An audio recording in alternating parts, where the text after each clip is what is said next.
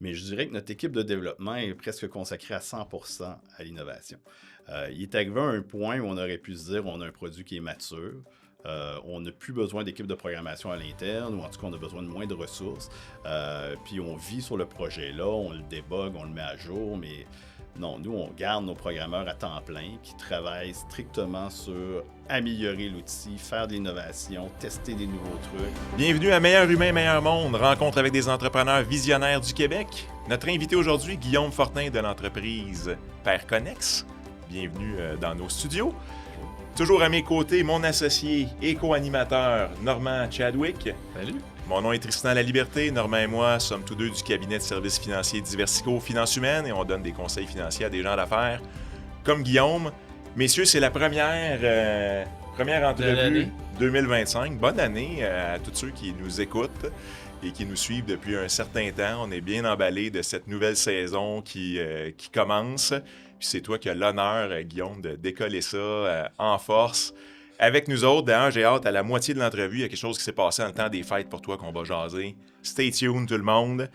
Et si vous aimez l'entrevue, on vous invite à laisser un petit pouce en l'air, puis pourquoi pas vous abonner du même coup à notre chaîne YouTube, Meilleur Humain, Meilleur Monde. On est disponible sur toutes les plateformes. Si vous préférez en vidéo, ça se peut aussi. Apple Podcasts, Spotify, YouTube et tout ceux que j'ai pas nommés auxquels vous pourriez penser. On part ça. Guillaume, on va faire ta bio pour se lancer dans l'enregistrement d'aujourd'hui. Alors, Guillaume, tu es un entrepreneur québécois. Tu es fondateur et dirigeant de l'entreprise Père Connex, une entreprise que tu as créée en 2013. Avant ça, dans ton parcours, on note des études au HEC Montréal en administration des affaires, avec une spécialisation en marketing leadership. Tu as une très forte expérience. Tout au long de ton parcours, on voit vraiment la fibre des connexions d'affaires, le réseautage, le maillage, le développement d'affaires, bref, tous ces genres de mots-là. Un long passage avec beaucoup d'implications dans la Chambre de commerce du Montréal métropolitain, une dizaine d'années, notamment. Beaucoup d'implications également dans la philanthropie, notamment Club Richelieu Montréal, Club d'affaires d'Anjou. D'ailleurs, c'est à travers la philanthropie que tu as rencontré un de tes associés, grâce à qui nous nous rencontrons aujourd'hui. Donc, c'est Pierre-Albert Jean. Fait que ceux qui n'auraient pas vu l'entrevue de Pierre-Albert, vous pourrez aller l'écouter, qui nous avait d'ailleurs mentionné, ce monsieur-là, en fait, il est dans une entreprise de construction, mais il mentionnait qu'il s'intéressait beaucoup aux entreprises en start-up. Il a fait partie de ton parcours. Il est un de tes co-actionnaires également. Alors, voilà un peu pour la courte bio. Guillaume, parle-nous un peu des débuts de ton entreprise. Qu'est-ce qui t'a mené à lancer ça en 2013, puis bon, le parcours là, jusqu'à un petit fast-forward jusqu'à aujourd'hui. Merci pour l'invitation d'abord. Merci. Heureux de démarrer l'année avec vous. En 2013, moi, quand j'ai lancé Perconnex, c'était suite à une envie que j'avais toujours eue de devenir entrepreneur. Moi, ça m'avait toujours... j'avais une démangeaison. Dès que je tombais en vacances, j'essayais de m'imaginer, OK, ce serait quoi le projet? Puis j'étais très bon pour analyser les projets et détruire mes propres idées en disant, ça, c'est pas une bonne idée, puis pas oser me lancer. Mais à un moment donné, je pense que tous les entrepreneurs qui ont lancé une entreprise vont le dire, là, ça prend une once de folie, puis dire, OK, là, je me lance. Et oui, il y a des incertitudes, oui, il y a des réponses auxquelles j'ai pas, mais je pense que j'ai mis le doigt sur quelque chose que je peux mener à terme. Alors, moi, c'est quand j'ai eu ma fille, mon premier enfant, il y a toujours des petits congés avec ça, Ouais. ça tombait pendant l'été, puis bébé dormait à côté de moi. Ça fait que là, je me suis mis à mettre sur papier des idées que j'avais pour lancer ça. Je réfléchissais à tout ça depuis longtemps. Je travaillais sur des projets dans mon ancien emploi aussi qui touchaient la technologie, le réseautage, le maillage. Donc, j'avais quand même développé une belle connaissance de tout ça. Et c'est là que j'ai décidé de lancer mon entreprise et tout ça. À l'époque, je devais faire ça en parallèle, avancer mon projet pendant que je travaillais, mais rapidement, je suis arrivé à un point où j'ai dit, si je veux que ça avance, il faut que je fasse le saut, je me lance à temps plein. Puis là, ça a été une décision familiale avec ma conjointe qui, elle, connaissait ce besoin-là que j'avais, puis cette envie-là depuis longtemps. Puis il m'a dit, go, on y va ensemble, fais le saut, moi, je t'appuie là-dedans. Donc, en 2013, février 2013, j'ai décidé de me consacrer à temps plein au projet. J'ai tout arrêté, mettre ça sur papier. Puis c'est à cette époque-là, justement, je connaissais Pierre Albert, Ouais. que vous avez déjà rencontré dans l'autre podcast podcast, où dans une discussion informelle comme ça, je lui ai dit que j'étais en train de travailler sur un projet. Lui, de son côté, une compagnie bien en santé qui a eu du succès, me dit, écoute, moi, je veux investir dans des nouvelles entreprises, viens me voir quand tu seras prêt. Et puis, c'est juste comme ça, sur un PowerPoint, une poignée de main, on s'est fait confiance, on a dit, on part ça ensemble. Et puis, à l'époque, la business qu'on a lancée s'appelait pas Perconnect, c'est toujours la même société, mais elle a changé de nom aujourd'hui pour Perconnect. Mais c'est une compagnie qui s'appelait CompartJob. On a développé à l'époque des algorithmes de maillage pour aider les employeurs quand il arrivait le moment de recruter quelqu'un à analyser un peu le savoir-être, le côté intangible d'une relation humaine avec quelqu'un, puis évaluer est-ce que l'employé que je recrute, même s'il est bon sur papier, va être heureux chez nous, va être satisfait, ça correspond à ce qu'il cherche. Parce que tu as beau avoir les meilleures conditions salariales, d'avoir quelqu'un qui correspond au niveau des compétences, au niveau de la formation, au niveau de l'expérience, si l'emploi est trop loin de chez lui, si il ne s'entend pas bien avec ses collègues, avec son patron, vous n'aurez pas quelqu'un. service à personne. Non, Donc, exact. je trouvais moi-même, dans mon rôle de gestionnaire, lorsque j'étais employé, que c'était un enjeu souvent. Tu avais le bon candidat sur papier, mais toujours le questionnement, OK, mais est-ce qu'il va rester à long terme? Il va-tu se plaire chez nous? Est-ce que nous, on va s'entendre bien avec lui? Est-ce qu'on réussit, au moment de l'entrevue, à déceler ses motivations profondes? Alors, nous, ce qu'on a développé, c'était des questionnaires qui étaient à remplir au moment où quelqu'un postule sur un poste en même temps qu'il remet son CV pour essayer d'analyser qu'est-ce que la personne voulait. Et on faisait remplir les mêmes questionnaires dans l'entreprise par le supérieur immédiat, les collègues. Ça nous permettait de faire un match entre les deux. Donc ça, c'est une technologie qui nous a quand même pris plusieurs années à développer des algorithmes de maillage. On a investi beaucoup d'argent dans tout ça. Et puis ça a pris presque 2 ans avant qu'on lance un premier produit. Le jour où on a lancé le premier produit, ce qui a été spécial, c'est que c'est des gens dans d'autres domaines que le recrutement qui ont fini par nous appeler en disant « Hey, vous avez mis le doigt sur quelque chose, là, du maillage, du jumelage, analyser des profils, voir est-ce que est-ce qu'il y a un bon fit ou pas. Pourriez-vous nous développer ça dans d'autres domaines? » Donc, pour moi, je pensais me lancer dans une compagnie qui allait offrir un produit dans le recrutement. Et là, je découvrais pour la première fois qu'il y avait peut-être un potentiel sur une technologie de maillage. Ça fait que quand tu te lances en affaires... Excuse-moi, Ouais, mais c'était un peu ton algorithme qui est devenu le core de l'entreprise et non pas nécessairement le domaine que tu avais ciblé pour... Exactement. Je comprends. Au début, tu ne prends pas cette décision-là. Tu dis, je vais commercialiser mon produit que je viens de lancer après 2 ans d'efforts, mais à côté, je vais aller voir est-ce qu'il y aurait peut-être un potentiel pour le deuxième morceau. Puis rapidement, on s'est aperçu qu'il y avait un plus gros potentiel sur l'algorithme. Alors là, ça nous a amené, entre autres, un troisième associé qui est Cédric, qui est avec nous plus pour le volet technologique, qui est vraiment quelqu'un de top au niveau de la programmation, de la réflexion des architectures de technologie.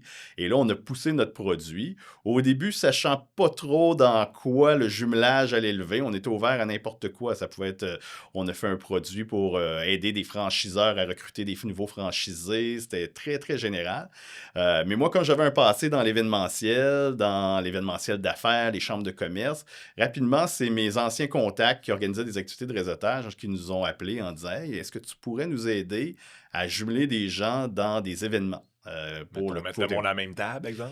Mettre le monde à la même table ou juste guider les gens pour savoir qui tu vas mettre dans la même salle pour essayer de les mettre selon leur profil, leur compatibilité, essayer de voir est-ce qu'on est capable d'améliorer leur satisfaction en les choisissant en amont versus les mettre au hasard dans une salle ensemble.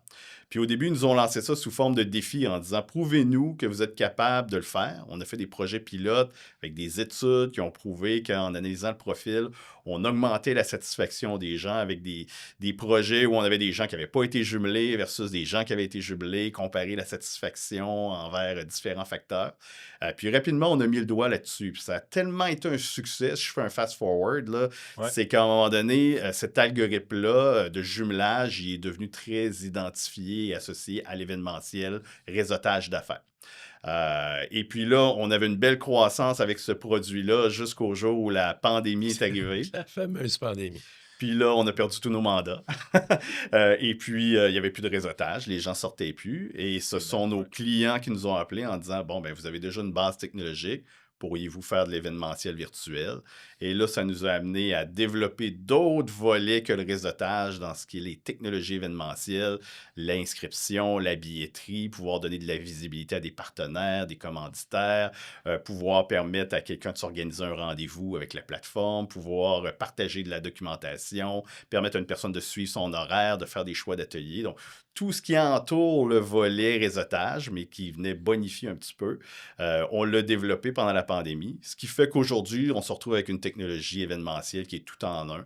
Tous les besoins technologiques d'un organisateur d'événements d'affaires, on est capable de les couvrir avec différents modules. Le réseautage a comme pris un peu une place parmi tout ça. Mais avec le temps, les morceaux qu'on développait étaient tellement efficaces qu'on se faisait dire, ben écoutez, vous avez quelque chose de qualité. Donc, on a réduit un peu le focus uniquement sur le réseautage, puis maintenant, on est vraiment plus dans le volet ou plateforme événementielle tout en un là, qui permet à n'importe quel organisateur de congrès, de salon, d'offrir un outil à ses participants pour améliorer son expérience. Mais il reste quand même toujours la petite variable réseautage. C'est toujours des événements où c'est des gens qui veulent se rencontrer. Tu sais, ça peut être autant un événement de réseautage chambre de commerce qu'un salon de l'emploi, mais dans un salon de l'emploi, ça reste quand même des gens qui veulent rencontrer des employeurs. Donc, Tout à fait. le volet humain, il y a des gens qui veulent se rencontrer, puis des outils pour les aider à bonifier, à améliorer la qualité de cette rencontre-là. C'est vraiment ce que nos technologies permettent de faire. OK. Fait que donne-nous un exemple, disons, d'un client type là, qui va faire affaire avec votre technologie. Donne-nous un exemple là, à qui ça s'adresse. Là. Essentiellement, nos clients sont des associations professionnelles. Ça peut être des ordres, ça peut être des chambres de commerce, ça peut être des associations sectorielles. Donc, vraiment des gens qui ont des membres qui vont organiser, par exemple, un congrès annuel ou un salon ou un symposium dans lequel ils vont avoir des membres qui vont venir participer. Il va y avoir des conférences, il va y avoir des exposants, il va y avoir des choix d'ateliers en parallèle. Ça peut être qu'ils ont des besoins pour sortir les badges des participants, pour faire le contrôle d'accès à l'entrée des salles. Ça peut être un client qui a besoin de savoir qui est venu dans quelle salle pour donner des crédits de formation continue. Donc, tout ce volet-là, de l'accompagnement, des outils pour permettre aux participants de vivre son expérience à travers le congrès, ben, nous, on va accompagner l'organisateur d'un bout à l'autre. On peut partir de l'inscription jusqu'à l'évaluation à la fin de l'événement. Et dépendamment des besoins, parce qu'il n'y a aucun événement d'affaires qui est pareil, nous, on va avoir une solution à lui proposer. Puis, on va également offrir l'accompagnement pour utiliser cette technologie-là de manière optimale. On a des experts dans notre équipe qui vont les guider. Donc, tout ce qui est grande association d'affaires, on fait un peu de corporatif aussi, parce que souvent, les entreprises organisent eux-mêmes des événements pour leurs clients et tout ça. Ben, nous, Oui. on va venir se greffer et les aider à offrir cet événement-là. Puis le côté relationnel, moi, je suis curieux de savoir comment ça fonctionne parce que ce que tu nous as décrit maintenant, ou qu'est-ce que Perconnex est devenu, il y a un grand, grand côté logistique, Oui. mais le côté relationnel, lui, concrètement, comment vous réussissez à mettre ces gens-là en contact puis faire en sorte que les échanges soient positifs puis très créateurs de valeur? Ouais. C'est un excellent point que le volet logistique a augmenté en importance dans ce qu'on fait, parce que des fois, il y a certains événements où le volet relationnel, le client, pour X, Y raison, c'est pas son besoin. OK. Le client qui vient nous voir en disant, moi, je veux favoriser les échanges, je veux que les gens se parlent, je veux donner des outils pour qu'ils puissent se parler. Nous, ce qu'on va faire, c'est qu'à l'inscription de la personne, on va lui poser des questions. C'est le client qui décide des questions qu'il va poser, mais essentiellement, ça va être qui es-tu? Qui t'aimerais rencontrer pendant l'événement? Qu'est-ce qui t'intéresse? C'est quoi tes enjeux? À l'aide de ça, nous, on a des algorithmes qui peuvent être branchés à ce petit questionnaire-là qui permettent de te faire des recommandations de qui va être là pendant l'événement et qui sera intéressant pour toi. Donc, plutôt que de te présenter, par exemple, une liste de participants en ordre alphabétique, je vais te dire, ben, tu devrais rencontrer Normand en premier parce que Normand, il est compatible avec toi. Tu me dis que tu cherchais des gens dans tel secteur, lui, il travaille dans tel secteur. Tu me dis que tu t'intéressais à telle chose, ben, lui, il partage cet intérêt-là avec toi. Donc, ça permet de faire des recommandations, d'aller fouiller dans les profils des gens pour faire des recherches avancées en disant, OK, ça, c'est vraiment quelqu'un avec qui j'aimerais échanger. Puis ensuite, c'est de donner les outils pour créer ce contact-là. Ça peut être des outils de prise de rendez-vous pendant l'événement. Je t'envoie une invitation, tu me réponds. Ça peut être uniquement des choses simples comme du clavardage, partager tes coordonnées. Et puis, par exemple, dans le cadre de salons professionnels, on peut aller encore plus loin, des outils où je vais scanner le badge des visiteurs qui viennent à mon poste, où je peux prendre des notes, je dois le rappeler lundi. Donc, tout pour aider justement à ce qu'il y ait un suivi, à ce que cette relation se crée, à ce qu'après l'événement, je puisse faire un suivi efficace, de sortir la liste des gens avec qui j'ai parlé, de quoi on s'est parlé, les suivis que je dois faire. Donc ça, c'est une grosse, grosse partie de comment on essaie d'intégrer le relationnel pour favoriser les rencontres. Puis on fait encore aussi des volets vraiment strictement réseautage, du genre, je veux faire un événement, j'ai 10 tables de 10 personnes et j'aimerais assembler les meilleures compositions possibles à chaque table en fonction de leur profil. Donc là, on va analyser les scores et on va avec des algorithmes dire, bon, ben, à la table 1, ce sera ces personnes-là. Puis on va faire des scores moyens de compatibilité pour essayer de s'assurer que la composition de chaque table va être optimale pour me retrouver avec des gens plutôt qu'être assis au hasard, avec des gens qui vont vraiment correspondre à qui je cherche. On fait beaucoup d'activités de maillage. Par exemple, je travaille avec les communautés autochtones dans le nord du Québec qui, chaque année, vont faire une rencontre pour faire des alliances économiques entre des entreprises de la nation CRI et des entreprises québécoises allochtones. Donc, on va organiser à chaque personne, par exemple, une série d'une dizaine de rendez-vous pendant la journée, des rendez-vous de 15 minutes. Vraiment ce type speed dating, là, Ah ouais. où là, je vais me présenter sur place, ça va me permettre de rencontrer des gens. Mais plutôt que rencontrer des gens au hasard, on va faire quand même une pré-analyse pour au moins essayer de te mettre avec des gens qui vont correspondre à ce que tu cherches et à ce que l'autre cherche. Parce que c'est toujours réciproque là, dans une rencontre d'affaires. J'aime mieux mettre deux personnes ensemble qui sont intéressés, je dirais, à 75% ensemble, que de mettre quelqu'un qui est 100% intéressé en l'autre, mais l'autre, il est 0%. Donc, Ouais, on essaie comprends. toujours de favoriser Ouais. le gagnant-gagnant dans cet assemblage-là. Donc, c'est des outils comme ça qu'on va utiliser la technologie, mais en offrant ensuite l'outil pour que la rencontre ait lieu. ouais. Ce que j'aime à date dans le profil que tu nous as décrit de l'entreprise, c'est que il y a eu des moments importants, là, tu sais, il y a eu, ben, au début, vous avez commencé dans le recrutement. Pour ça, vous avez identifié une opportunité. La pandémie est arrivée, donc il y a eu la période pré-pandémie, il y a eu pendant la pandémie, il y a eu post-pandémie. Vous avez toujours adapté, évolué votre offre, votre produit. D'où vient cette propension-là, cette adaptabilité-là chez vous? Qui est le cerveau en arrière de ça, là? J'aimerais ça dire que c'est par sagesse, mais la réalité, quand tu démarres, c'est que c'est strictement une question de survie. J'ai vu des entrepreneurs qui ont parti en même temps que moi, qui étaient peut-être trop amoureux de leurs produits. Mhm. Puis à un moment donné, quand il n'y a pas l'attraction, puis ça, c'est des conseils que j'ai reçus. Quand il y a de l'attraction envers un nouveau produit, tu vas le sentir rapidement. Si tu ne le sens pas en ce moment, là, peu importe les efforts que tu fais, tu vas peut-être l'augmenter un petit peu, cette envie-là envers ton produit, mais ça n'explosera pas pour X, Y raison du jour au lendemain. Habituellement, quand il y a un intérêt, une traction envers ton produit, tu vas le sentir dès le début. Ça fait qu'à un moment donné, tu lances un produit, puis là, tu t'aperçois que ben, finalement, la clientèle, c'est ça qu'elle veut. Donc là, tu as le choix. Soit tu t'obstines avec ce que tu voulais faire toi au début, Ouais. ton idée, ou soit que tu vas où la demande est, où l'argent est aussi, parce que c'est une question de survie pour ton entreprise. Fait que au début, c'était peut-être plus par une question de survie, mais à un moment donné, ça devient dans ton ADN d'entrepreneur, après 12 ans en affaires, de dire, ben écoute, si c'est ça que le client veut, puis avant d'aller trop vite, en décidant pour le client qu'est-ce qu'il veut, je vais aller à l'écoute, je vais leur demander, et on va développer uniquement quand on aura une demande, puis on sentira qu'il y a beaucoup de gens qui le demandent. Puis le produit, c'est pas nous qui décidons où il s'en va, c'est nos clients qui nous le disent. Quand ça fait 3-4 fois qu'un client dit, que tu entends un client différent te dire Hey, ça serait le fun si on pouvait faire ça, ben, c'est peut-être un signe qu'il y a de quoi là, que toi, tu n'offres pas et que tu pourrais peut-être le développer. Pour faire ça, par contre, ça te prend les ressources pour t'adapter à l'interne. Donc, nous, dans notre cheminement, tu sais, je parlais tantôt de l'arrivée de mon associé Cédric qui est au Oui. niveau des technologies, ben ça, c'est essentiel parce que si tu n'as pas les ressources pour être capable de tourner de bord rapidement, si tu n'as pas ça à l'interne, ben là, ça devient trop coûteux, ça devient presque impossible de faire ces pivots-là rapides. Mais quand tu as conçu ton entreprise pour être capable de te retourner sur un dizaine facilement, que ça n'amène pas un chambardement, puis des coûts, puis tout changer dans ton entreprise, puis ça te met sur le bord du gouffre. Si ton entreprise est conçue pour t'adapter rapidement, ben là, ça te permet justement d'aller rapidement vers là où la demande elle est. Tu nous as parlé tantôt de Cédric qui était vraiment côté plus informatique, développement, tout ça. Donc, souvent, on va appeler ça une habileté unique, hein. Tu t'excelles dans ce domaine-là, ça te donne de l'énergie, c'est ta passion. Toi, c'est quoi ton habileté unique dans ce mix-là?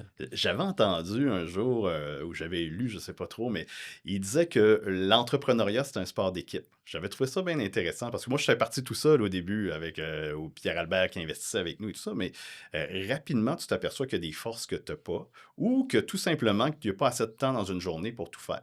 Ouais. Puis je me souviens pas exactement du chiffre, là, mais il y avait peut-être une dizaine de compétences clés pour partir une entreprise qui sont nécessaires. Puis idéalement, il faudrait que les entrepreneurs en aient tous une partie, que tu sois capable de te séparer ça. Chacun a ses forces et que chacun respecte aussi les forces de l'autre. Que tu ne veux pas toi aussi, deux s'obstinent pour prendre les mêmes décisions dans le même domaine, ça va créer des conflits. Alors, avec Cédric, c'est vraiment ça où on a une belle dynamique. Lui, c'est le volet technologique, le volet intelligence d'affaires pour comment développer un outil. Puis, ça serait réducteur de dire juste programmeur parce que c'est un gars qui va penser à la suite de la technologie. Puis, des fois, va être 2, 3 coups en avance pour nous dire, bon, mais écoute, quand le client va nous demander ça dans 2, 3 coups, on va aller là. Moi, de mon côté, je suis vraiment plus celui qui va être le gestionnaire, celui qui va faire les ventes, celui qui va faire la stratégie de commercialisation. À la base, je suis quelqu'un qui a une formation en marketing, Ouais. qui a travaillé dans le domaine de la gestion de projet, qui a travaillé dans le domaine de la vente. Et mon parcours a toujours été lié à l'événementiel. Donc, c'est sûr que j'ai quand même une compréhension fine de notre domaine d'affaires pour avoir travaillé dans les chambres de commerce, mais même avant, dans la formation et tout ça, de comprendre la réalité de mes clients, d'être capable de m'asseoir avec eux. Puis des fois, quand on parlait tantôt de développer ou d'adapter ton produit, ben des fois, quand tu l'as déjà fait, c'est plus facile de dire je vois là, qu'est-ce qu'ils ont besoin, puis je comprends. Tu développes une espèce d'empathie envers leurs demandes. Puis des fois aussi, c'est une sagesse de ne pas écouter la demande du client en disant OK, ça, c'est pas une bonne idée, on ne devrait pas aller là. Donc, moi, c'est vraiment plus ce volet-là au niveau connaissance de la clientèle, relation avec les clients, accompagnement. Je fais plus beaucoup d'opérations parce qu'on a une super équipe à l'interne qui est vraiment capable d'accompagner nos clients. Même si Combien vous êtes là on maintenant? est une petite équipe encore, on est 8 employés. Essentiellement, une équipe qui fait la programmation, une équipe qui fait de l'accompagnement client, puis les gens qui font plus l'administration, RH et tout ça, finance. Mais on a quand même une forte équipe d'opérations qui vont être ceux qui vont guider nos clients dans l'accompagnement de la technologie. Donc ça, je les laisse aller. Ils sont même meilleurs que moi, je pense, pour donner un bel accompagnement aux clients.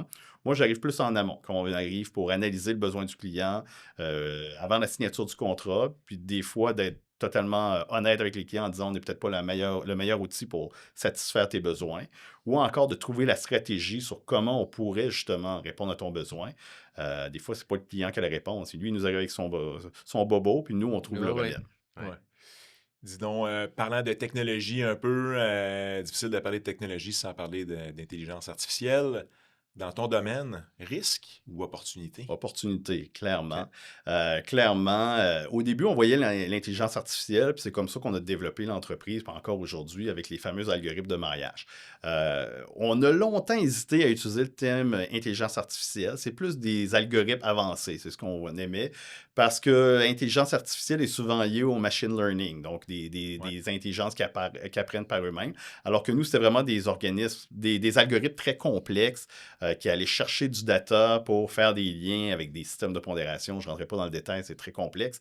Mais c'est quand même qualifié d'intelligence artificielle dans certains domaines, par exemple dans les programmes de subvention, là, on se qualifiait là, si on voulait aller chercher ce genre de choses-là.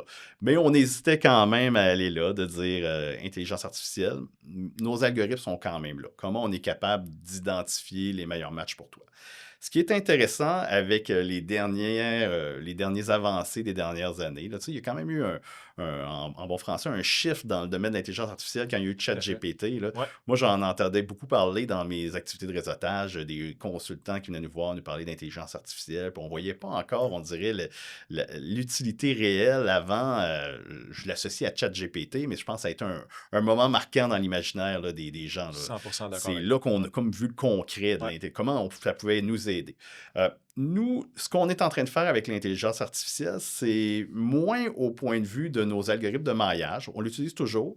Un des défis qu'on a, c'est que c'est des algorithmes qui sont très demandants au niveau technologique, puis on veut s'assurer avec la croissance, puis même l'augmentation du nombre de personnes à jumeler, qu'on va toujours offrir le niveau de performance. Donc, ça reste un défi toujours à chaque année dans lequel on doit investir puis innover pour réussir à faire ça.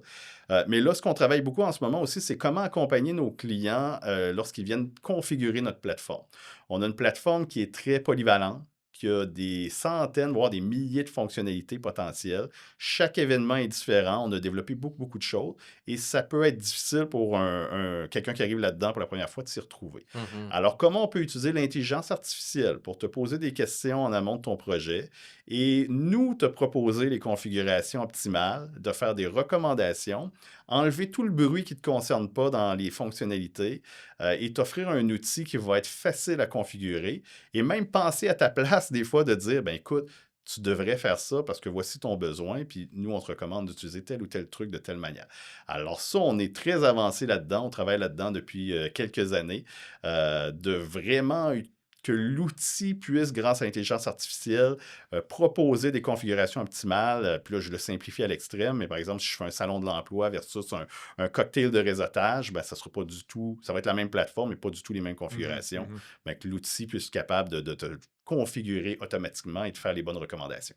Donc, ça fait plusieurs fois qu'on t'entend dire on investit beaucoup. Le pourcentage de votre chiffre d'affaires là, qui est investi à chaque année en technologie, en développement, en innovation, parce qu'on a eu souvent des invités ici qui nous ont parlé d'innovation. Puis des fois, le bas blesse au Québec en matière d'innovation, mais c'est quelque chose de récurrent dans ton discours. Donc, j'aimerais que tu nous parles un peu de ça. C'est une excellente question. Je ne sais pas si je l'ai déjà calculé en pourcentage du chiffre d'affaires, mais je dirais que notre équipe de développement est presque consacrée à 100% à l'innovation. Il est arrivé à un point où on aurait pu se dire on a un produit qui est mature. On n'a plus besoin d'équipe de programmation à l'interne, ou en tout cas, on a besoin de moins de ressources. Puis on vit sur le projet-là, on le débug, on le met à jour, mais non, nous, on garde nos programmeurs à temps plein qui travaillent strictement sur améliorer l'outil, faire de l'innovation, tester des nouveaux trucs. Puis c'est toujours la dynamique de essai-erreur. Hein. Tu essaies, des nouveaux trucs, tu as un objectif à atteindre, tu ne sais pas trop comment tu vas l'avoir, puis des fois, ben, tu l'as du premier coup, mais c'est rare. C'est d'essayer comment avec la technologie. Donc, je te dirais que toute notre équipe de programmation qui représente, puis même notre équipe d'opération qui contribue à ça pour tester, ça doit être facilement 30% de notre payroll là, qui est consacré uniquement à ça. Puis on fait tout à l'interne. On fait vraiment. Il arrive des fois qu'on va chercher des consultants pour nous aider au niveau de l'innovation, mais c'est principalement nos employés qui vont faire l'innovation. C'est le tiers, peut-être même un petit peu plus de nos revenus annuels. On va parler d'un sujet vraiment intéressant que tu nous as parlé en coulisses. On détient en ce moment une information privilégiée qui va être une première mondiale pour Père Connex. C'est-à-dire que vous vous êtes fait je vais te laisser le nommer de toute façon, mais vous vous êtes fait un cadeau de Noël parce que tu nous as dit que vous avez conclu une super belle transaction le 24 décembre, donc il y a quelques semaines. Parle-nous de cette transaction-là, puis comment elle va changer un peu l'orientation de votre business. Ouais, tout à fait. Ben, on a fait notre première acquisition chez Perconnex. En fait, c'est un de nos clients, collaborateurs, je dirais même partenaire, parce que c'est quelqu'un avec qui, quand je parlais tantôt qu'on écoute nos clients pour faire des développements, c'est quelqu'un qui nous a beaucoup inspiré, guidé dans les nouvelles fonctionnalités à développer.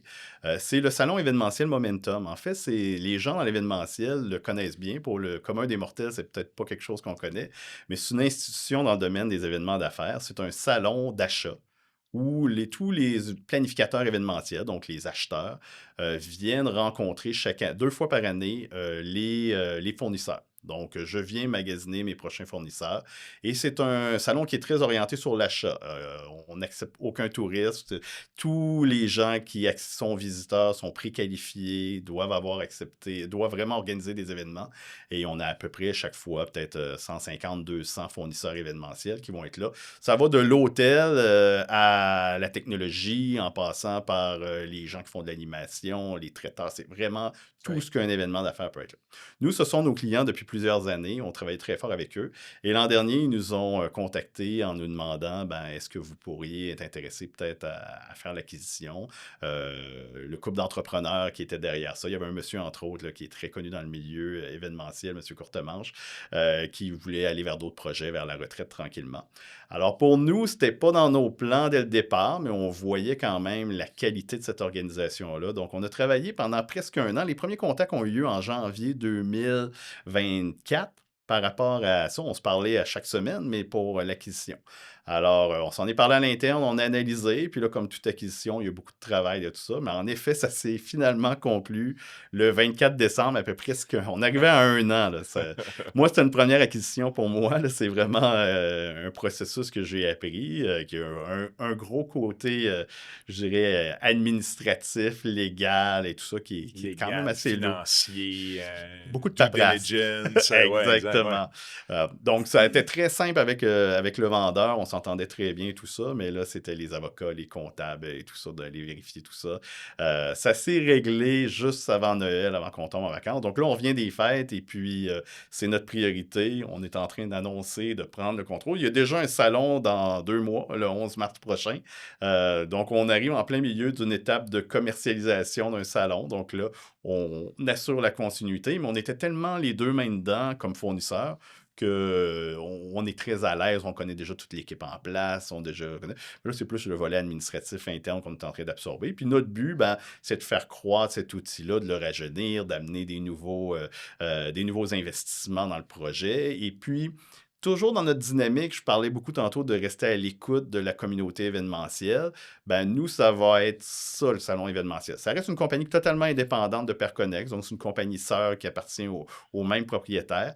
Mais notre but, c'est de garder l'oreille dans le milieu, d'écouter les fournisseurs, d'écouter les acheteurs, de rester prêt, de les remercier en même temps, leur offrir un service parce que nous, on a grandi justement avec leurs conseils, avec leurs idées, avec leurs recommandations.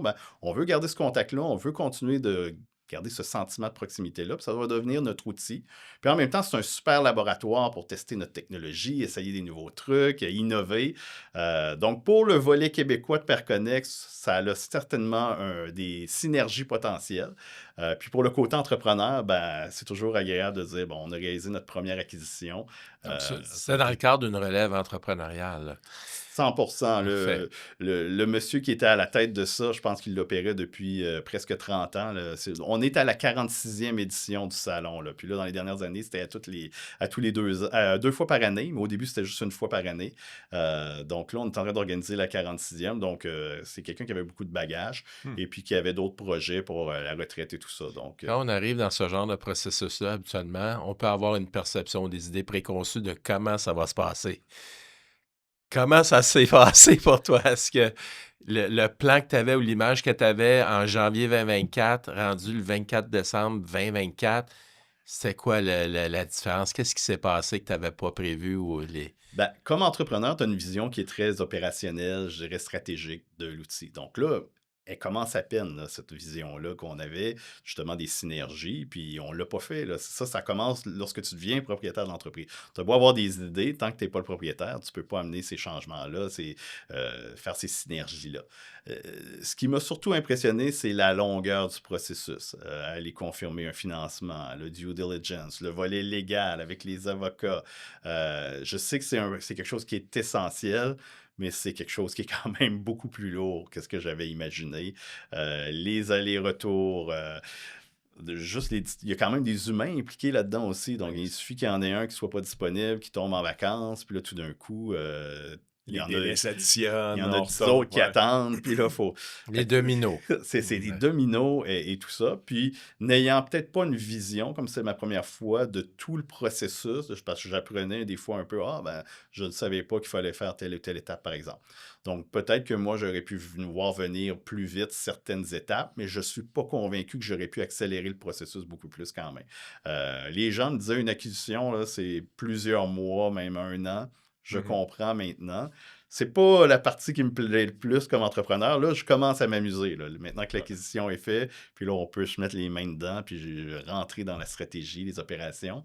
Mais bon, le volet acquisition cléricale, légale et comptable, C'est pas la partie la plus agréable, mais heureusement, en étant bien accompagné par des gens extraordinaires de notre côté, là, on a été chanceux d'avoir ces gens-là. C'est juste que la patience de l'entrepreneur, elle a été mise à rude épreuve. Fait que si je comprends bien, c'était pas dans le plan d'affaires en tant que tel. L'opportunité s'est présentée. C'est M. Courtemanche, dans le fond, qui vous a sollicité. Ça peut être une grosse distraction, ça aussi. Tu sais, pourquoi vous avez dit oui à ça? En quoi ça l'a cadré avec un plan d'affaires dans lequel dans le fond, cette acquisition-là faisait pas partie? C'est une excellente question, puis c'est une question qu'on s'est posée, les 3 actionnaires au départ, en disant, faut pas que ça nous défocus parce qu'on on a des grandes visées d'aller vers l'international avec la technologie Perconnex et tout ça. En même temps, on voyait que d'autres plateformes à l'étranger, comme nous, avaient cette stratégie-là d'avoir un salon ou des événements qu'ils organisaient ou du moins duquel ils étaient partenaires, privilégiés, et qu'ils utilisaient ça à la fois pour se mettre en valeur, pour aller chercher de la nouvelle clientèle, mais surtout comme laboratoire, comme outil. Fait qu'on voyait que c'est une stratégie utilisée ailleurs. Puis de l'autre côté, si on n'avait pas une connaissance fine de la business dans laquelle on s'embarquait, on n'aurait pas fait. Mais étant très impliqué avec l'entrepreneur, on avait une excellente relation, on travaillait déjà comme fournisseur, comme je disais. Puis c'est une business qui est très, dans le jargon, on dit lean, là, c'est très, il n'y a pas de flafla, là. C'est très moins d'employés possible, les opérations sont assez straightforward, le marketing et tout ça. On voyait là où on pouvait venir nous bonifier avec notre connaissance. Même l'entrepreneur qui nous le vendait, c'est un peu pour ça qu'il venait nous chercher, parce qu'il savait, lui, qu'il y avait des choses dans lesquelles on pouvait faire des améliorations. Mais sinon, on savait que c'est une business qui roule bien, qui était bien rodée, qui, à terme, lorsque cette transition sera faite là aussi, ne nous demandera pas nécessairement un lourd investissement en temps, qui va bien rouler. Il y a quand même eu 46 éditions de l'événement dans le passé, puis c'est un Ouais. événement qui est toujours à pleine capacité au niveau des exposants. Il y a toujours beaucoup de visiteurs. C'est rentré dans les habitudes des gens de notre clientèle dans le public événementiel. Fait qu'on savait qu'on mettait quand même la main sur quelque chose de, je dirais pas de facile à opérer, parce que c'est jamais facile d'opérer une business, C'est mais clair. de roder. De Ouais. roder, ça serait le bon terme. Tu as mentionné le mot international. Donc, écoute, je suis quand même surpris de savoir, avec tout ce que tu viens de nous dire, que vous n'êtes pas déjà à l'international. Donc, raconte-moi la vision de l'international. Qu'est-ce qui s'en vient pour vous? On était plus à l'international avant la pandémie, qu'on faisait juste le réseautage qu'aujourd'hui. OK. Puis je pense que c'est par choix stratégique aussi. Dans le domaine technologique, la mode est aux outils libre-service, là, ce qu'on appelle les fameux SaaS, là. Il faut que les personnes puissent adopter un outil, je vais mettre ma carte de crédit, puis je vais tout gérer par moi-même, puis je n'aurai jamais une interaction humaine. Nous, on a décidé de bâtir une entreprise où il y a des humains, en plus de la technologie qui est de très grande qualité, mais il y a des humains qui vont te conseiller, qui vont te guider, tout ça. Par contre, ce modèle-là, lorsqu'on va vers l'international, puis on a été approché souvent pour commercialiser notre produit ou le revendre à l'international, mais le bout où on dit hey, tu vas parler à un de nos experts, puis il va te conseiller, ça ne marche pas de demander à un Américain ou un Français d'appeler à Montréal puis de parler. C'est là où le bas blesse. Donc, dans nos tentatives qu'on a fait, on a rapidement compris que le jour où on va aller vers l'international, ça nous prend une version de notre outil qui va être 100% libre-service. Mais on a également pris la décision de ne pas diminuer la qualité de notre outil ou d'enlever des fonctionnalités. Je parlais d'un outil qui est très polyvalent avec des milliers de fonctionnalités. Nous, on ne veut pas dire on va en enlever pour le rendre plus simple. Notre défi, c'est plus justement d'intégrer l'intelligence artificielle pour garder la qualité, le degré de complexité qui est là, mais faciliter la configuration. On y arrive, là. On travaille là-dessus depuis des années. Et lorsqu'on va sentir qu'on a un outil où le degré d'autonomie d'un client à Pékin qui va vouloir configurer la plateforme Perconnex sans jamais appeler, genre jamais parler à un humain chez Perconnex, on y est tout près. Je dirais qu'on a peut-être 90% du travail de fait.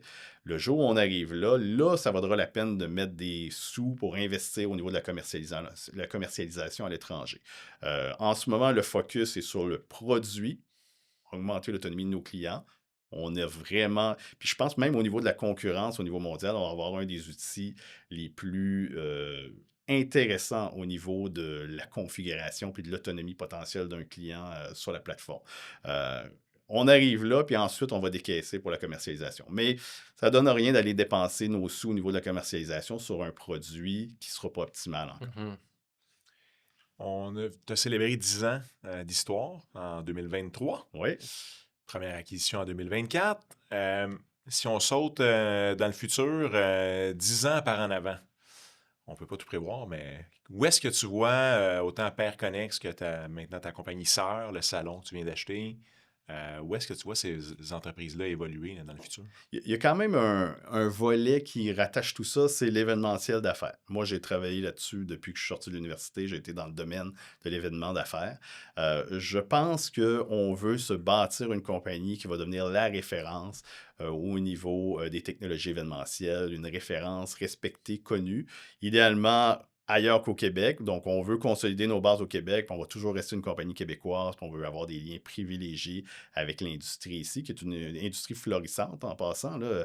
Le Palais des Congrès de Montréal gagne chaque année des prix d'un des endroits où on accueille le plus de congrès dans le monde. Tu sais, on Ah rivalise ouais, hein? avec des endroits comme Vegas et New York, là, avec l'accueil de congrès internationaux. Donc, on a une belle industrie au Québec, puis on va toujours rester là, mais on veut étendre ça. On veut un jour devenir une référence au niveau mondial, au niveau des technologies événementielles. On reste dans le domaine professionnel. Moi, je n'irai jamais dans le volet grand public, concert, festival. Ça, c'est pas ça. Nous, on est dans des professionnels qui veulent se rencontrer, des congrès, des salons de l'emploi, des événements de réseautage, des événements de mentorat, des choses comme ça. Donc, l'humain professionnel qui veut rencontrer d'autres. Mais il y a une place à prendre au niveau mondial dans 10 ans. On veut clairement occuper un rôle de leader dans cette industrie-là. Et ensuite, si vous m'aviez demandé la même question il y a 10 ans, j'aurais pas été capable de dire parce que, comme je disais, Ouais, on a ouais. tellement Tu as suivi le pivoté. chemin où est-ce qu'il s'en allait finalement, On là. va être à l'écoute, on va aller Ouais. là où les opportunités seront. Puis c'est la clé de toute façon pour survivre. C'est quoi les plus grands défis que vous avez vécus dans le dernier, vous venez jusqu'à aujourd'hui? C'est sûr qu'ayant fait des pivots à chaque fois pour améliorer, ça représentait des défis en soi. Mhm. Le jour où on a mis le doigt sur le bon produit puis qu'on a commencé une croissance, c'est sûr que la pandémie a été un choc incroyable. Pourtant, ça a été parmi nos meilleures années parce qu'on s'est retourné vite, justement. On a été capable d'être agile, Ouais. de développer des nouveaux produits. À une époque où il y avait à peu près rien sur le marché, on était dans les premiers à offrir des technologies pour les événements virtuels.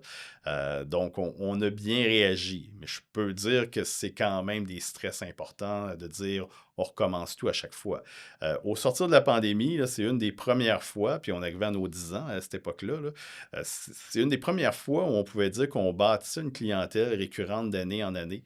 Parce qu'à chaque fois, le modèle changeait tellement qu'on ne pouvait pas rebâtir sur les clients de l'année d'avant ou presque, parce qu'il y avait une pandémie, puis les événements virtuels, il n'y en avait plus, parce que il y avait tout ça. Donc là, on peut enfin bâtir des clients qui nous disent hey, on se revoit l'année prochaine, on a aimé notre expérience avec vous, on vous rappelle. Là, on peut commencer à bâtir la croissance. Donc, ça, là, je dirais que ça a été le plus grand défi. À chaque fois que tu changes la stratégie ou qu'il y a quelque chose qui t'oblige à changer la stratégie, ben, tu ne peux pas développer une clientèle récurrente qui reste Mhm. avec toi. Puis à chaque fois, tu es obligé de réinventer puis de réexpliquer ton modèle aussi à ta clientèle. Ça a pris du temps avant de faire comprendre à nos premiers clients du début qu'on n'était plus juste une entreprise qui avait des technologies de réseautage, mais maintenant qu'on pouvait les aider pour leur billetterie, pour leur application mobile, pour tout le reste. Mhm. Parce que quand tu as eu la chance d'aider quelqu'un ou de le rencontrer, ben, ça reste ancré en lui. Et ensuite, ben, il faut que tu viennes briser ce que tu lui as dit pour dire hey, maintenant, en passant, je peux faire ça, ça et ça. Puis il y en a encore des fois que je rencontre en me disant ah oui, toi, tu fais juste ça, hein, ou toi, tu. Puis là, tu es obligé d'expliquer le processus. Donc, de pouvoir bâtir dans une continuité, puis de dire, on a une clientèle, on ajoute des morceaux, mais on ne change plus le modèle d'affaires. Ça, c'est une belle amélioration dans nos opérations quotidiennes qu'on n'a pas eu le luxe de faire au début. On est justement, nous autres, d'une industrie où il y a quand même des salons, des congrès. Je pense, entre Oui. autres, en ce moment, je flashais sur le MDRT, exemple, qui est une association à laquelle on aime aller une fois par année. Effectivement, on a comme visiteur, si tu veux, tu sais, bon, on a une application dans un téléphone où est-ce qu'on a le calendrier, tout le kit. Ma question pour toi, alors je pense à MDRT comme exemple, qui a 98 ans d'histoire, que depuis 98 ans font du networking. Ça a toujours été du networking, mais qui a évolué au fil des années. Comment tout d'un coup, tu arrives, toi, à déranger suffisamment un client potentiel comme celui-là, comme exemple, pour que tout d'un coup s'intéresse à ta technologie ou ton entreprise? C'est quoi le genre de défi de ce genre-là? Il faut voir, je prends le marché des plateformes événementielles, il faut voir un peu l'évolution des dernières années. Nous, on avait déjà une plateforme qui était spécialisée en réseautage avant la pandémie. Puis quand la pandémie est arrivée, on n'a pas été les seuls à avoir la bonne idée de dire on va faire des événements virtuels. Il y a eu J'imagine, ouais. beaucoup, beaucoup de nouveaux joueurs qui sont arrivés dans l'industrie. Ça a fait énormément de bruit. Et le côté négatif de ça, c'est qu'il y a eu des gens qui étaient. Il y a eu des. Je dirais une variation au niveau de la qualité, parce qu'il y avait des nouveaux joueurs, il y avait des outils un peu moins bons, puis ça a quand même échaudé pas mal de monde. Ce qui est arrivé une fois que la pandémie a terminé, c'est qu'il y a eu un ménage dans l'industrie. Ces plateformes-là qui étaient peut-être un peu moins sérieuses ou qui étaient là juste pour la durée de la pandémie ont disparu. Et là, c'est les joueurs sérieux qui restent dans l'industrie. Ce qu'on s'aperçoit, c'est qu'il y a des immenses plateformes américaines, françaises, européennes qui restent dans l'industrie, mais ce sont souvent des plateformes qui vont viser, je dirais, le marché des événements d'affaires, style Vegas, avec des dizaines de milliers de participants, des très, très, très gros, et qui deviennent plus abordables pour l'événement d'affaires de 500 personnes, par exemple.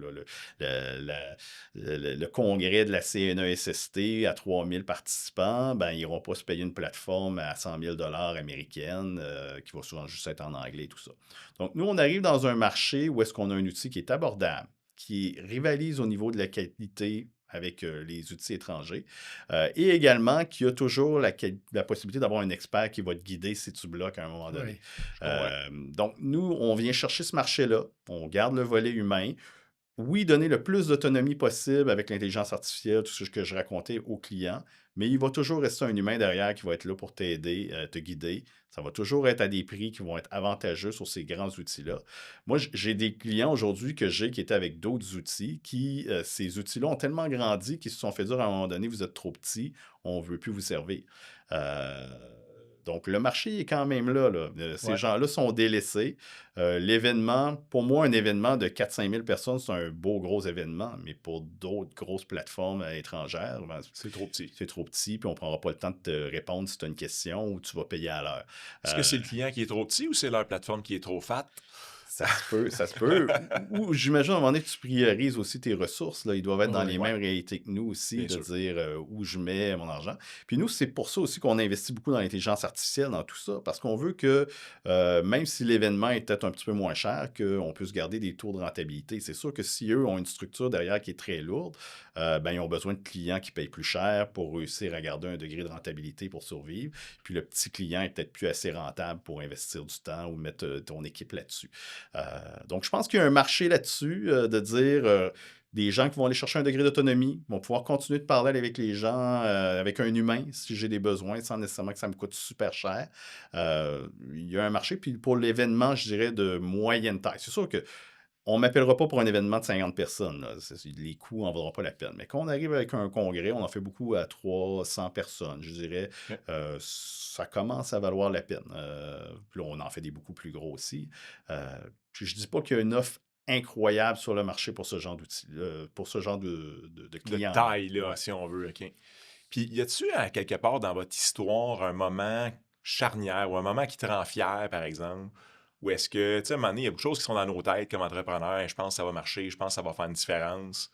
Y a-tu un moment que tu pourrais nous raconter dont tu es particulièrement fier, que vous avez pu tester tout ce que vous avez fait en laboratoire, puis que ça a marché, le feedback a été bon, les résultats ont été bons?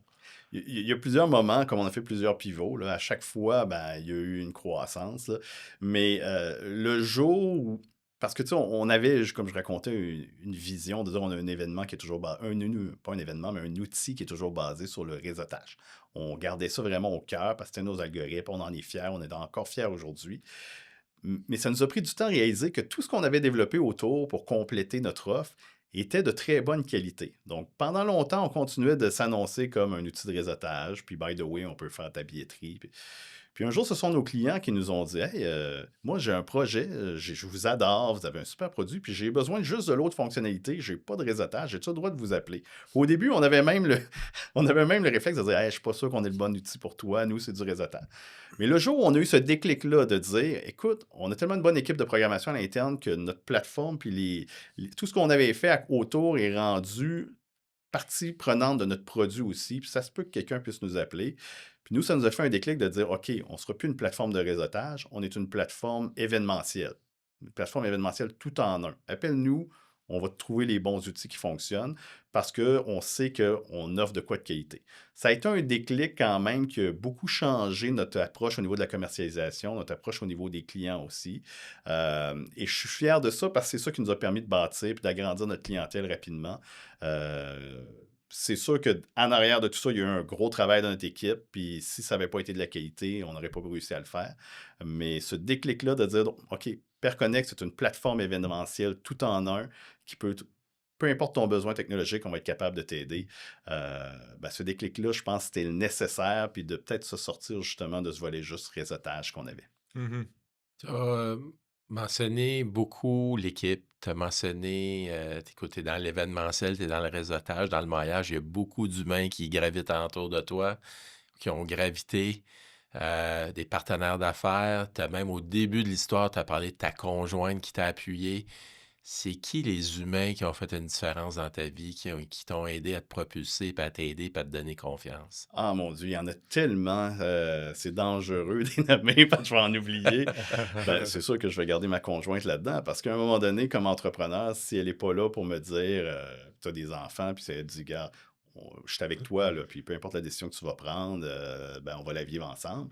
Puis qui m'a supporté parce qu'au début, c'est long, c'est dur, c'est plus long qu'on pense.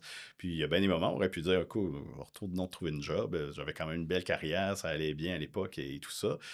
Mais non, elle m'a toujours appuyé, puis il n'y a jamais eu de non-retour. Puis la persévérance a prouvé que ça va bien aujourd'hui et tout ça. Donc, c'est sûr que son support moral, là, elle a toujours été là, elle a toujours appuyé, elle ne s'est jamais opposée. Donc, pour moi, ça a été la chose importante parce que la famille, pour moi, ça reste le plus important. Puis si ma famille ne m'accompagne pas là-dedans, tout ça. Puis elle est elle-même entrepreneur, puis aujourd'hui, nos enfants ont cette dynamique-là de l'entrepreneur. Ils sont fiers, ils sont curieux, ils posent des questions. Donc, je trouve ça le fun, ça. Donc, Quel ça, âge ils ont, les enfants? ils ont 9 et 12 ans en ce OK. moment, mes enfants. Puis, ils ont ce réflexe-là de penser en entrepreneur. Je trouve ça le fun. On n'est ni un ni l'autre issus de milieu entrepreneurial. Là, et puis, j'aime voir l'effet que ça a. Mais ensuite, il y a tous les gens. C'est sûr que mes deux associés, mes employés, c'est des gens qui ont été importants. Pierre Albert au début pour investir avec nous dès le début. Cédric qui est venu complètement changer la trajectoire d'entreprise parce qu'il amenait cette intelligence-là technologique pour faire avancer. Donc, ce sont des gens très, très importants aussi dans l'entreprise. Puis ensuite, ce sont des employés qui nous ont aidés, des clients qui nous ont fait confiance. Des fois, c'est des anecdotes de quelqu'un qui t'a rencontré, qui te présente quelqu'un. C'est toujours intéressant à chaque client de te demander d'où je le connais, ce client-là, puis de te réaliser que tu es allé prendre un café avec quelqu'un qui connaissait, puis de refaire la genèse et tout ça. Donc, c'est des opportunités, de la chance à travers tout ça. Donc, ça serait difficile de nommer des gens, mais il y a clairement eu à un moment donné des mandats clés, des clients qui nous ont fait prendre des trajectoires. Le premier client qui nous a appelé pour un événement de réseautage. Le premier client en France qui nous a confié un mandat pour faire un congrès avec la prise de rendez-vous. Le premier client qui a utilisé notre billetterie, mais de manière vraiment intense pour un gros événement avec le monsieur Courtemanche dont on parlait plus tôt, qui nous a engagés il y a plusieurs années, puis qu'aujourd'hui, on a acquis son entreprise, mais au début, qui nous a challengé en disant, vous devriez peut-être faire tel truc, puis qu'aujourd'hui, sont des parties très importantes de notre produit. Alors, ces gens-là, ces clients-là aussi ont été très importants parce que c'est souvent leurs idées qui ont permis d'aller en chercher d'autres, puis de satisfaire d'autres clients. Donc, Étais-tu le genre, quand tu étais jeune, à organiser les parties de tout le monde, là, puis à appeler tout le monde pour dire hey, il y a quelque chose qui se passe là? Non, pas tant. Puis je dirais même que c'est drôle parce que du temps que je travaillais dans les chambres de commerce, je faisais à peu près 200-300 événements par année. Là. J'assistais à ça. Je n'étais pas juste l'organisateur, mais Oui. j'assistais à 200-300 événements. Des fois, c'était mes collègues. Puis j'avais fait des tests psychométriques et tout ça. Puis eux, ils me disaient la fin de semaine, tu dois être épuisé, toi, parce que j'aime quand même, quand je sors de la job, là, me retrouver Seul. tranquille, tout seul. Des fois, ma blonde va dire, on va-tu souper, on peut-tu souper en famille, puis rester entre nous autres à soir. J'aime ça encore, là. Mais j'ai quand même un volet où est-ce que, une fois que je sors de tout ça, des fois, j'aime ça, le silence. Moi, partir faire une randonnée ou de la raquette en hiver pendant 3 heures tout seul, là, c'est pas un supplice du tout, là. Donc, on dirait que je compense ce bruit constant-là dans ma job par un besoin de tranquillité le week-end et le soir. Ben, ça prend du temps libre, ça prend du temps personnel, là. Tu peux pas toujours marcher 24 heures sur 24 au niveau de l'entreprise, là. Donc, je suis content que tu nous parles de ça un peu parce que on en voit des entrepreneurs qui brûlent la chandelle par les deux bouts, là. Donc, c'est un mode de vie chez vous, autant chez ta conjointe que chez toi, là, de privilégier du temps personnel comme ça? La réalité, c'est que je suis pas bon, là. Je mets beaucoup d'heures dans ma compagnie, tout ça. J'en prends du temps. J'investis du temps. Je pense que ma conjointe est bonne pour me. Je me souviendrai pendant la pandémie, là, quand elle me louait des chalets où il n'y avait pas de Wi-Fi, là, je suis sûr qu'elle faisait exprès pour, pour être sûre de me faire décrocher pendant 2, 3 jours. Mais ben oui, on en prend avec la famille et tout ça, mais moi, j'ai eu un déclic jeune enfant que fallait que tu trouves une job où tu es heureux. Oui. Puis à un moment donné, ça devient pas si difficile de mettre beaucoup d'heures parce que pour moi, c'est ma passion, là. Tu sais, Oui. j'ai du fun dans ma business, j'y tiens. C'est sûr qu'il y a des moments difficiles où j'ai moins de fun à faire beaucoup d'heures, puis ou des moments où on est fatigué. Mais quand même, je me dis, imagine si j'aimais pas ça. J'ai toujours su que de le faire pour moi aussi comme entrepreneur, c'est différent de mettre ces heures-là peut-être pour quelqu'un d'autre et tout ça. Donc, j'ai toujours eu une propension à travailler beaucoup. Mais comme entrepreneur, je le trouve pas si difficile. Mais oui, c'est important de garder cet équilibre-là, de décrocher, de trouver des moments pour rafraîchir ton cerveau. Mais ton cerveau, il continue de penser à la business et tout ça derrière quand même, mais tu y penses mieux. Tu y penses, tu viens aider tout ça. Euh, mais bon. Je mentirais de dire que je fais pas beaucoup d'heures dans une semaine. Je pense tout. J'ai un entrepreneur qui m'a dit dernièrement, tu sais, tu peux pas penser devenir entrepreneur ou lancer une business à 35 heures semaine, là. Tu Ah sais, non. ça va être difficile, malheureusement, là. Il faut que tu t'acceptes que tu vas mettre beaucoup de temps, mais quand tu as du fun à le faire, c'est pas si Tu difficile. comptes plus les heures rendues là, ouais, Exactement. effectivement. Le sage ne compte pas, dit-on. Tu as beaucoup de nouveaux défis qui s'en viennent devant toi. Comment tu continues de te former, tu sais, pour attaquer ces défis-là? À un moment donné, oui, on peut s'entourer, oui, on va aller chercher des ressources de plus, mais toi aussi, tu dois évoluer au même rythme pour pas devenir le plafond de ta propre business, finalement. C'est Dans quoi un, tu te formes? c'est un excellent point, puis je suis candide que je passe pas assez de temps à lire, à faire des formations. J'aimerais vraiment, vraiment passer plus de temps. Moi, mon outil d'apprentissage a toujours été mon réseau.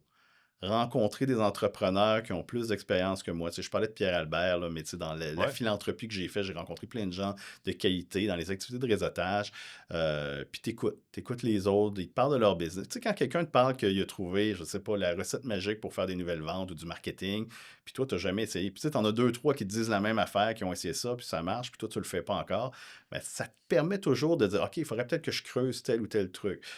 Mais dans tous les aspects de la gestion d'une entreprise, quand tu parles à d'autres entrepreneurs ou des gestionnaires en général, tu peux voir qu'est-ce qui marche pour eux, qu'est-ce qui fonctionne pas bien pour eux, puis ensuite t'inspirer d'eux, de leur poser des questions. Donc moi, ça a été Hmm. beaucoup, beaucoup mon réseau qui m'a permis à apprendre. Encore aujourd'hui, j'essaie d'animer, par exemple, des rencontres. Je participe à un projet depuis plusieurs années qui s'appelle les clients d'affaires, qui sont des groupes de réseautage, des petites cellules de réseautage qui se rencontrent 4 fois, une vingtaine de personnes, puis on fait des tours de table, on raconte et tout ça. Puis moi, je participe comme animateur. Je ne parle pas de moi, mais j'écoute les autres, j'écoute.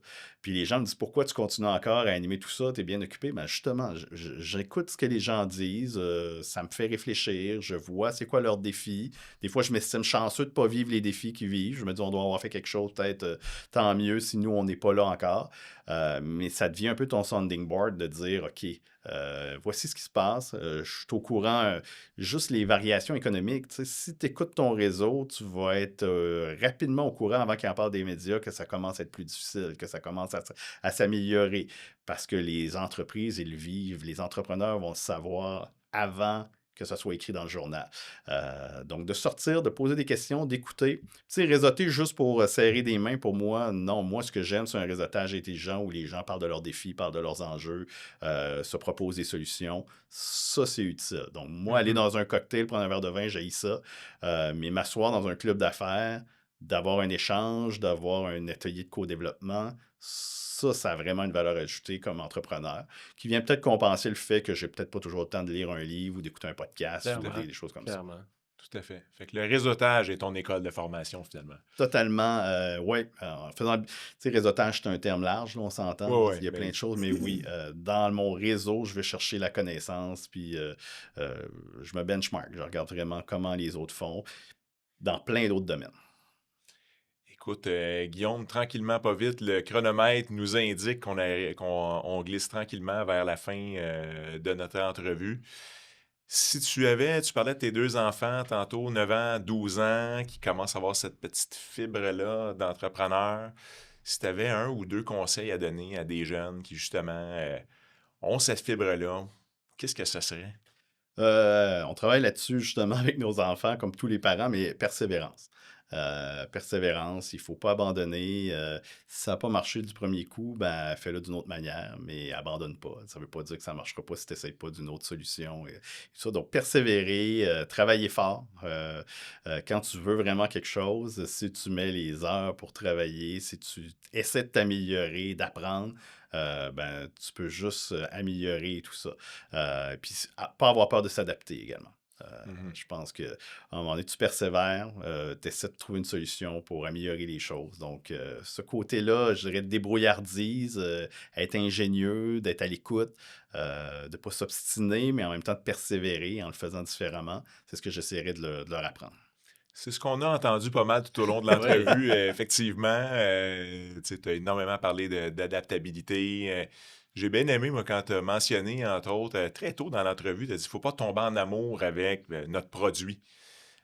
Puis même à quelques reprises, ça l'a apparu dans ton parcours. Hein, tu sais, dans le fond, au départ, une business de recrutement, finalement, ben non, notre vraie force, c'est l'algorithme. Éventuellement, OK, c'est rendu une business d'algorithme. Mais non, notre vraie force, c'est la billetterie, finalement. Ou en tout cas, c'est une de nos forces. Tu sais, fait que je peux vraiment entendre là, ton adaptabilité, ton écoute à travers l'entretien. Moi, c'est ce qui m'a vraiment frappé. Bravo pour tout ton parcours. Écoute, bonne chance pour toute la suite. Bon succès pour toute la suite. Tu es visiblement très. Je pense même que tu es sur ton X. Là. Je peux imaginer que même si tu travailles bien des heures dans la semaine, tu dois pas avoir l'impression de dépenser de l'énergie. Tu es vraiment quelqu'un de très passionné. C'est ce que je retiens de notre entretien aujourd'hui. Normand? Ben, écoute, un autre mot pour adaptabilité, c'est agilité. Et puis, ce que j'ai aimé, moi, ce que j'ai retenu, c'est que tu es quelqu'un à l'écoute.